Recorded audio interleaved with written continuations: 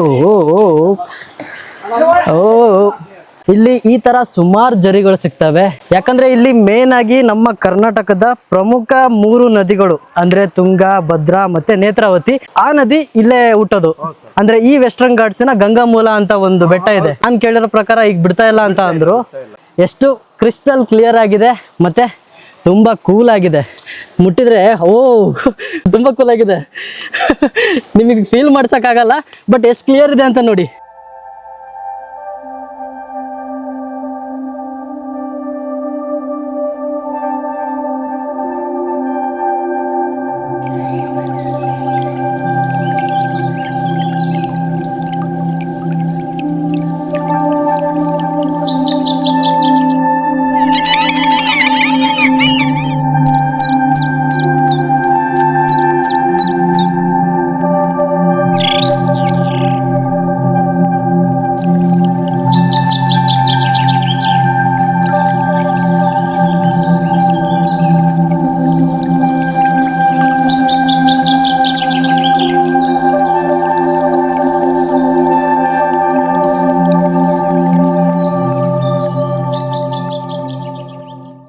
ಜರಿ ದಾಟಕ್ಕೆ ಬ್ರಿಡ್ಜ್ ಇರಲ್ಲ, ಈ ತರ ಬಂಡೆ ಕಲ್ಲಿರುತ್ತೆ.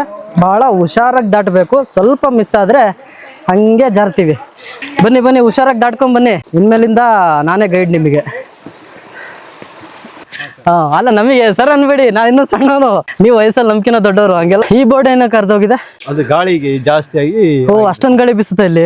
ಸಿಕ್ಕಾಮಟ್ಟೆ ಗಾಳಿ ಇದೆ. ನೀಲ್ಕುರಂಜಿ ಕೇಳಿದೀನಿ. ಈ ಹೂವು 12 ವರ್ಷಕ್ಕೊಂದ್ಸಲ ಹೂ ಆಗುತ್ತೆ. ನಮ್ಮ ಟೀಮಲ್ಲಿ 7 ಜನ ಇದ್ದಾರೆ. 7 ಜನದಲ್ಲಿ 6 ಜನ ಸಿಂಗಲ್ಸು, ಇನ್ನೊಬ್ರು ಮಾತ್ರ ಕಮಿಟೆಡ್. ಯಾರಾಗಿರ್ಬೋದು ಗೆಸ್ ಮಾಡಿ? ಇವ್ರೆಲ್ಲ ಮುಖ ನೋಡಿ ಗೆಸ್ ಮಾಡಿ ಯಾರಾಗಿರ್ಬೋದು ಅಂತ.